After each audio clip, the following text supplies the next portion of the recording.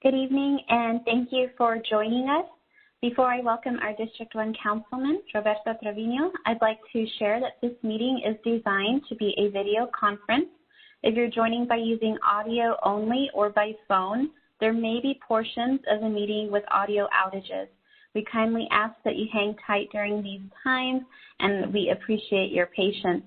Also, we have a Spanish translator on site, so if Spanish translation is needed, please leave a comment in the chat so that the presentation can also be given in Spanish. If not, the remainder of tonight's conversation will be in English, so we'll take a moment to see if anyone is requesting translation.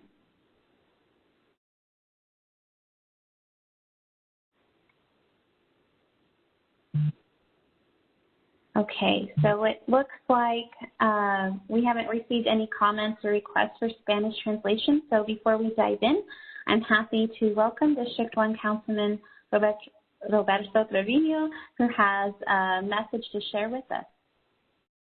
Hi, I'm City Councilman Roberto Trevino, and I proudly serve District 1. Thank you for joining us for the Arts and Culture virtual community engagement of the Growing Bloom series. This meeting is about the oversized steel flowers that will be located in Alazan Farias Park.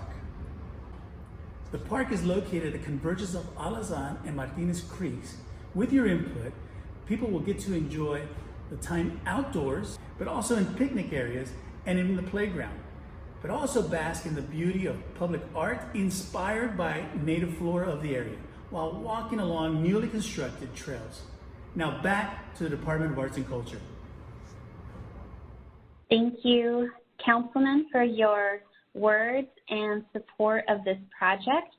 Good evening, everyone. My name is Bianca Alvarez, and I am the Public Art Project Manager for the Mario Farias Park Bloom Series number 6 project. Thank you for joining us tonight for this presentation, which will be made available on our website following the event. And joining me is our gracious virtual co-host, the Esperanza Peace and Justice Center. Slide.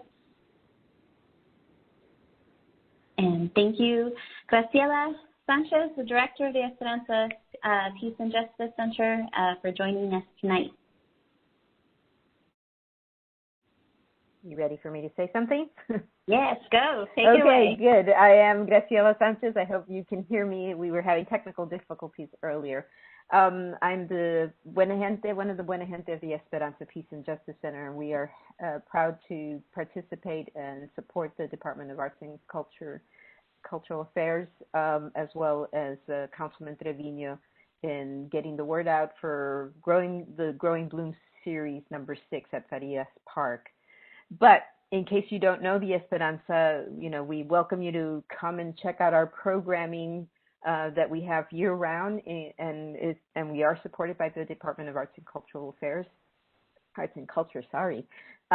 and we want to make you aware of this Saturday, October 10th event called Out and Proud, virtually, featuring queer Latinx artists, including San Antonio's own Poliana Rocha, poet Enel Flores, and performance artist Jade Estrada. Coming from Los Angeles, Dan Guerrero and Monica Palacios. From Austin, Las Cubas Cubensis, and not to be left out, from the Bay Area in California, Marga Gomez.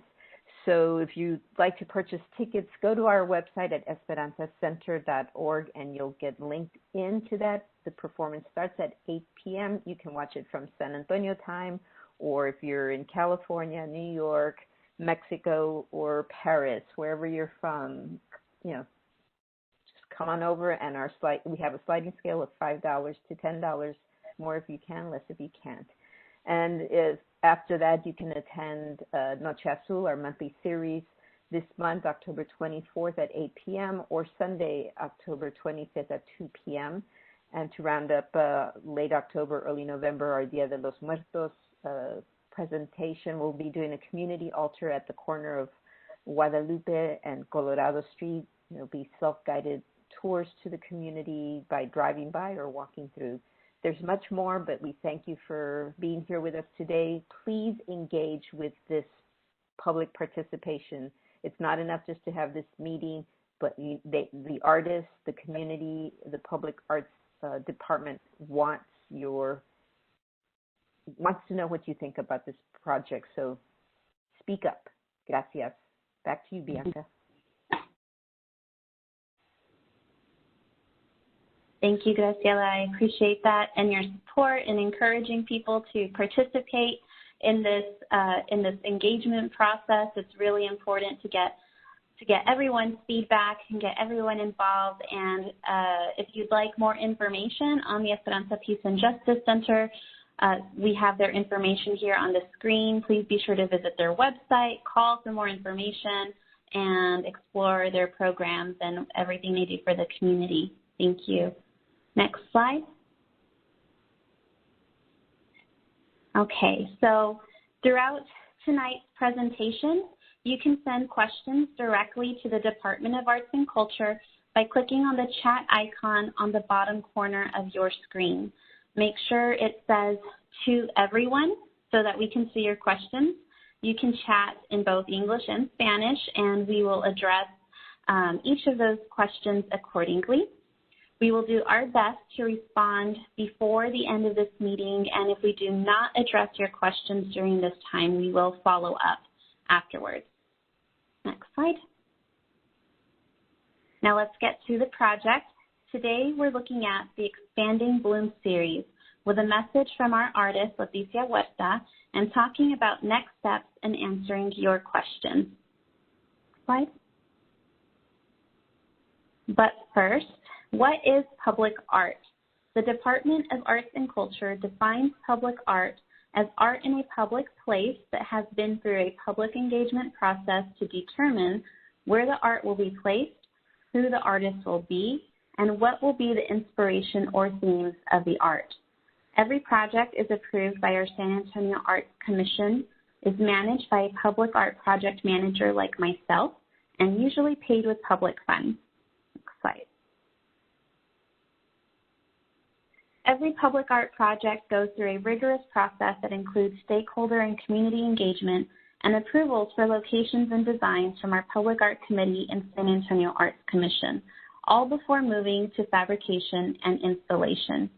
We celebrate the completion of each project with a dedication ceremony that is open to everyone.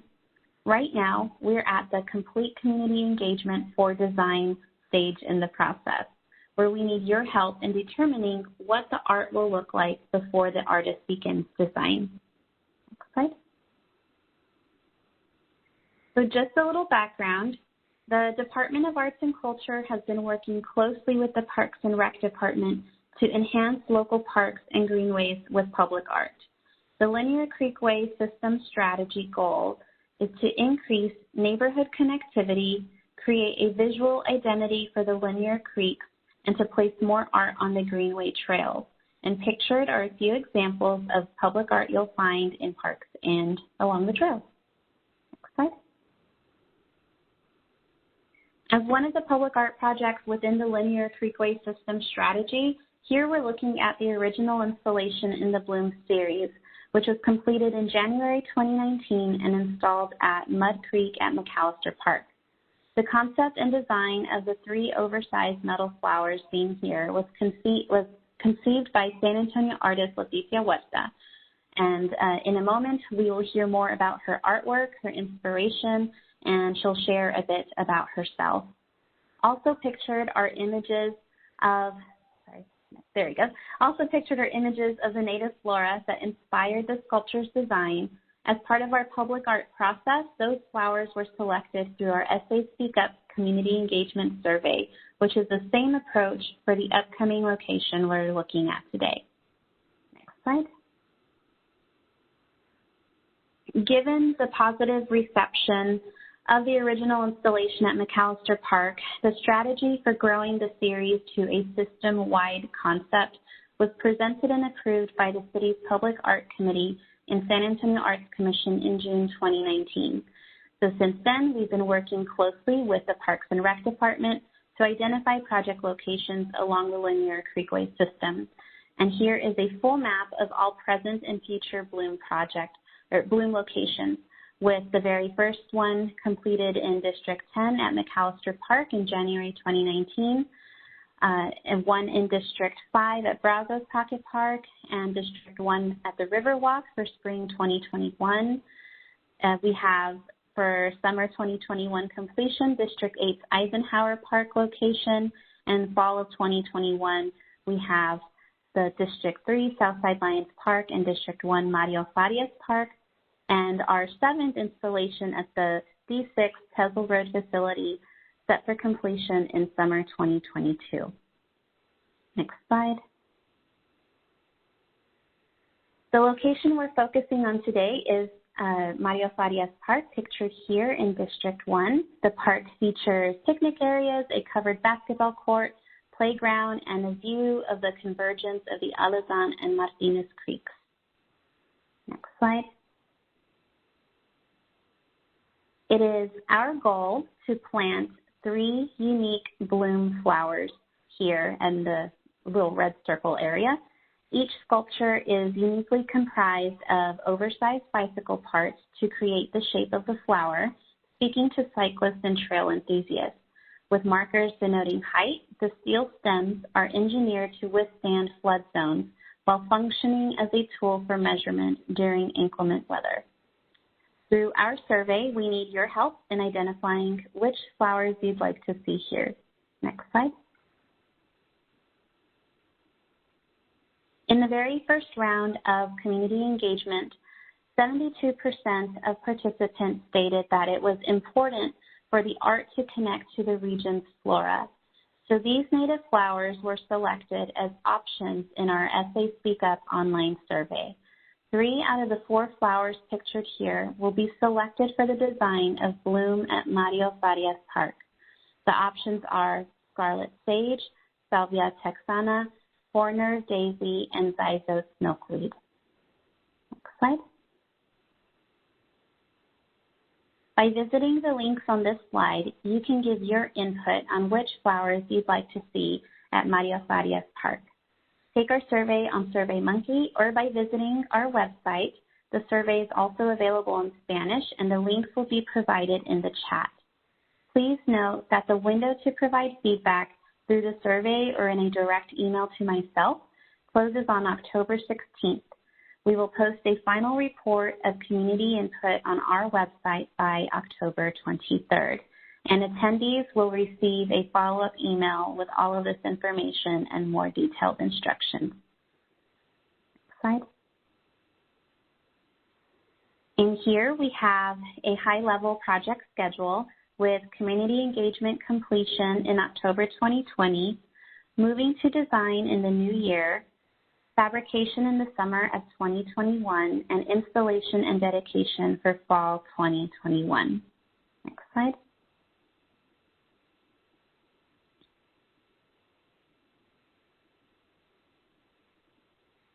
There we go. Before we begin with the question and answer portion of today's conversation, I'd like for you to enjoy this message from our Bloom artist, Leticia Huerta. As mentioned earlier, if you are joining us by phone, there may be some audio outage and you will not be able to hear the video. So we appreciate your patience and ask that you hang tight. Hello, I'm Leticia Huerta, artist of the Bloom Projects. I am a San Antonio native. I received my BFA in painting here at UTSA and my MFA in Dallas at SMU. And while I was at SMU, I also interned at the Dallas Office of Cultural Affairs, where I was introduced to public art. The first public art project that I worked on there in Dallas was with the Dallas Rapid Transit System at 3 of their light rail stations on their starter line in the early 1990s. It was my first experience working in public art and working with a design team and meeting with the community to gather information that would inform our design process, much as we're doing today. In Dallas, I was working also as a studio artist, exhibiting locally around the state and in the U.S. as well. while continuing to work still for DART and the public art projects there. I moved back home in 1999 and began working on projects here in San Antonio while also teaching at UTSA, at SAC, Incarnate Word. I did that for a few years. So some of my projects here in town include the Woodlawn Lake Project, the UTSA Downtown Project, and University Hospital, and Robert B. Greene, the Downtown Clinic. I also worked on projects throughout Texas, California, North Carolina, and Arizona. And if you want to check out some of my projects, please visit my website. It's just my name, leticiahuerta.com. So the Bloom series began a few years ago when I was selected to work on the project at Mud Creek Trail, which is within McAllister Park. It's a hike and bike trail. And as we went in for the site visit and walked around the trail, I was immediately struck by the beauty of the wildflowers. And so I knew that my concept for this project had to be about them. And so eventually the design became about the wildflowers and bicycles, or the bicycle parts that also to me have an organic feel, and that they have circular parts and kind of resemble flowers. So I synthesized the two into the design that you see at Mud Creek in McAllister Park. If you haven't seen them, I think they're on this presentation. So the sculptures also serve as a wayfinding element in that they guide you to the entrance of the trailhead. And the stems on these sculptures have text and lines that tell you about flooding in the area, and which is very important because it is in a floodplain. So my goal overall as a public artist is to create meaningful and inspiring work in spaces that are visited by people for many different types of reasons.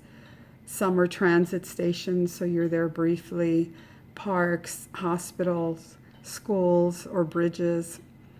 Each project is different and is inspired by the community, the culture, the environment, the history. The materials vary within each project because of its location or whatever it happens to be, like a bridge or a wall or whatever it is. And in this project, in the Bloom series, I continue to use all of the knowledge and experience that I have in public art, and I will continue to use the wildflower and the bicycle as my inspiration for the projects. And I look forward to reading your comments or hearing your comments to guide me in the design of these new sculptures. Thank you so much. And now we are ready to start the question and answer portion for today. So please, I encourage you to send questions by clicking on the chat icon on the bottom of your screen, and make sure that it's set that you select to everyone so that we can see it. And as a reminder, you can chat in both English and Spanish. We will respond accordingly, and we will allow a couple of minutes for you to submit your thoughts, and we look forward to answering your questions. And I do see that some questions have come in already. So I'll start with those while people are submitting their questions. One says, let me go to the first. Will these flowers be connecting folks to the creek as well? So these flowers the locations are placed along creekways and trailheads. So as a way to kind of bridge all of these locations together, We do plan to have some signage available mentioning other locations, and then our project at the Riverwalk is our connectivity piece to speak to the projects in these other districts, the Bloom series across the districts, across the city. We also intend to include this information on our website and develop an informational video to tell the fuller narrative of the Bloom series. And let's see. Another question is, how else can we offer Leticia options? Seems like we only get to select 3 of 4 flowers only. And that is a great question. So please, if you have any suggestions for other flowers, you can email me directly or call me. My information is at the end of this presentation, so I'll be sure to share that with you. Please send me your suggestions, but do keep in mind that the flowers, it is important that they are native to the area, to the region. We have another question.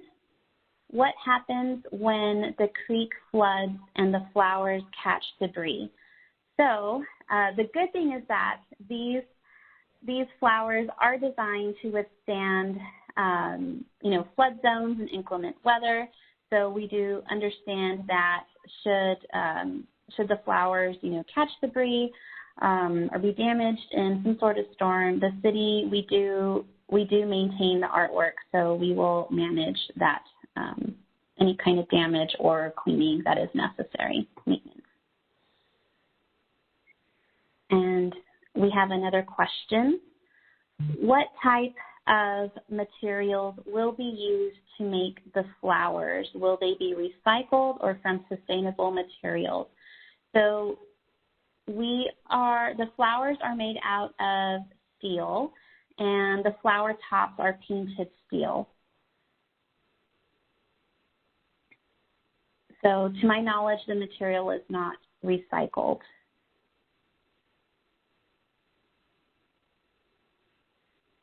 We have, let me see.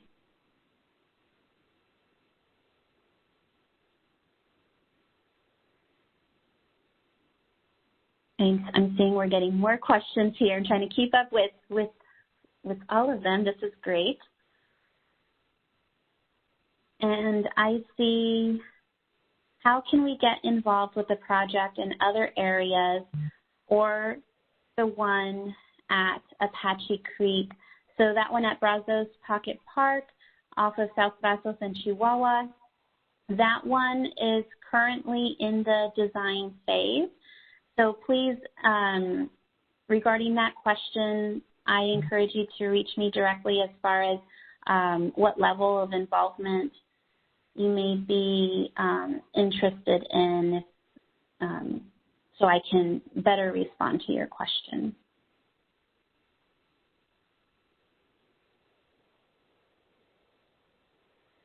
So to answer another question, I thought she said they were recycled bicycle parts.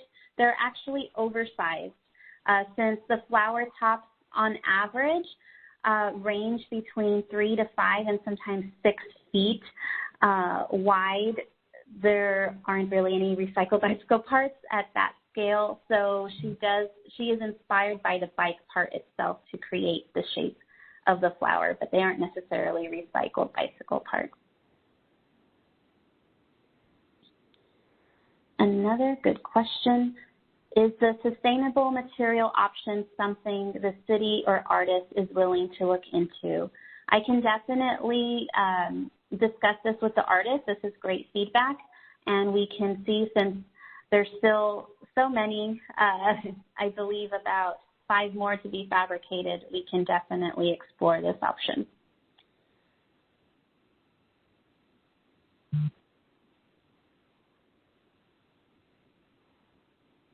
And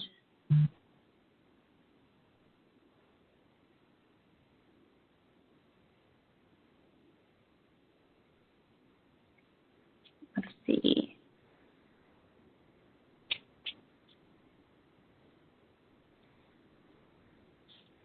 I'm taking a look at more questions. Will there be signage? Yes, there will be signage that speaks to the artwork and the other locations too, because we want to connect all of these.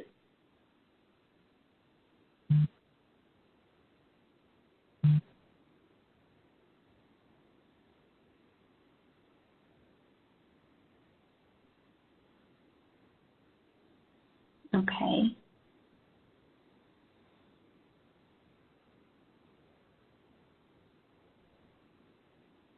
And I'm not seeing any other questions come in. I see some great comments. I love that it sounds like the community is excited about how the artist in the city is inspired by cycling, and that this could be a great opportunity to promote cycling safety. That's a very great point.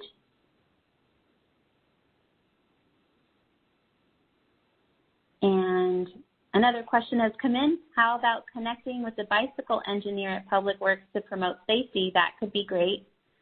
Yes, I will make a note of that. Thank you.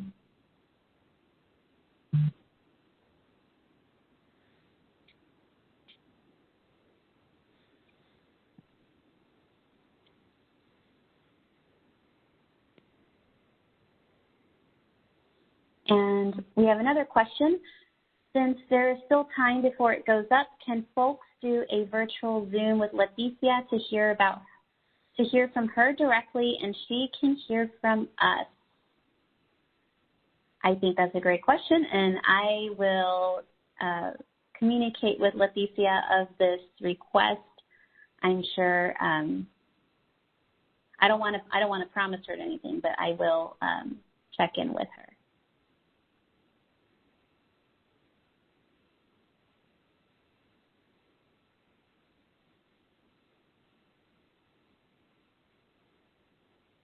Are there any other questions?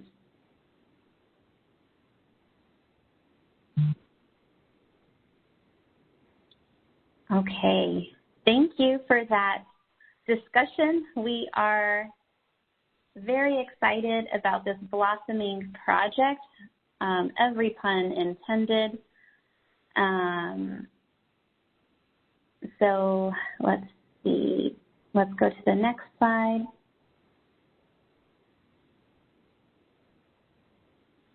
And so I do want to share that the recorded video of this session will be available on our website on October 9th. So if you want to watch it again, or even better, share with your neighbors and friends who couldn't make it tonight, please tell them to visit our website. We appreciate you and your participation. This was a very lively discussion, so I'm really excited about this. Please feel free to reach me with any further comments or questions by October 16th. My contact information is on the screen. My email is bianca.olivares@sanantonio.gov, and my phone number is 210-207-6963. I will be sure to listen to your messages. I look forward to your emails, and I will be sure to respond promptly.